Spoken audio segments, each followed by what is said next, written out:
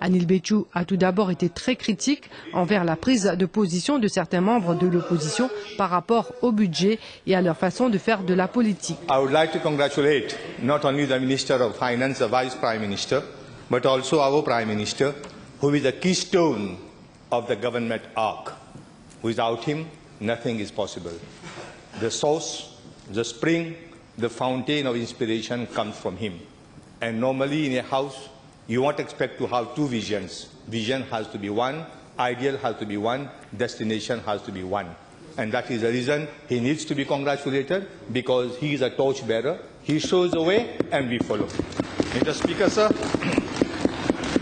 a party, for that matter, even a club, needs a leader, needs a president.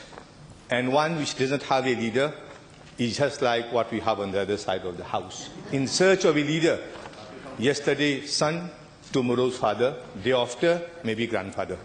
But here we have got a leader, and a party without a leader is just like a ship without a rudder. It can go anywhere, it can crash anywhere.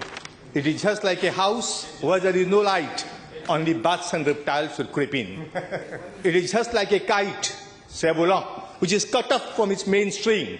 It can fall either in mud or in dirt.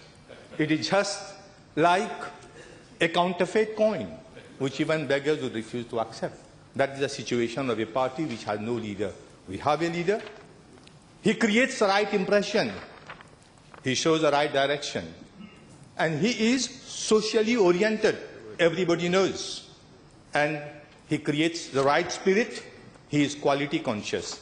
And that explains the reason why we are on the right track. Selon Anil Betchou, l'actuel gouvernement a une vision, d'où dit-il la vocation sociale du nouveau budget. If you want to bring prosperity, you can't bring it unless and until you discourage thrift. If you want to strengthen the poor, you can't strengthen the poor by weakening the strong. You can't strengthen the poor by weakening the strong. You cannot enrich the poor by impoverishing the rich. We cannot help the wage earner by destroying the wage payer. We have to keep that in our mind. We believe in a mixed economy. And when I was very young, again, I remember such years ago, early 80s, when we were campaigning only one sentence regarding ideological issues. Nous sommes des gauches modérées. So we believe in that economy. Mr. Speaker, sir, how can you expect investment? From housetops you are shouting people should come and invest. Do you think they owe us a living? If you want investment, you have to encourage investment. You have to create wealth if you want to distribute wealth.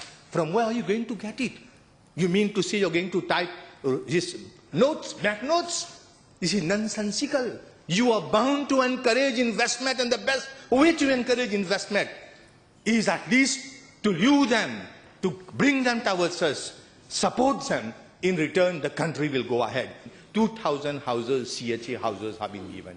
So many budgets have come and gone. So many budgets.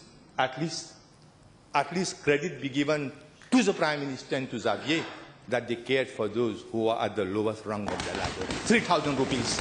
Those earning less than 3,000 rupees, they have also been taken care of. They have to care those who are helpless. And this is a budget, this is a caring budget. And when you heard him in the PNQ, it is clear, neat and clear that all the provisions will be adopted, will be implemented. This is at least the guarantee that we have given to the nation. Let me remind my friends of an epic, a very interesting epic in India, Mahabharata. What is not in the Mahabharata is nowhere. The story of a king, of an emperor. He was very interesting. That has to deal with life. And that Mahabharata is a mirror which reflects life. The king was born blind, but he became deaf to the words of wisdom. Attachment had a son, Duryodhana. Attachment. And you know, when you think of an object, it leads to attachment. Attachment leads to desire. My son should become the king. And when desire is not fulfilled, anger. Attachment leads to anger. Anger leads to delusion. Delusion leads to loss of memory. Loss of memory leads to destruction. At the age of when you cross 80, you want to remake life. That is very difficult, because you are supposed to be beyond I like to hear Mahabharata. Let me listen. So you are supposed, thank you, Mr. Speaker, sir. You are supposed to be above pleasure and pain, heat and cold, victory and defeat, equanimity within.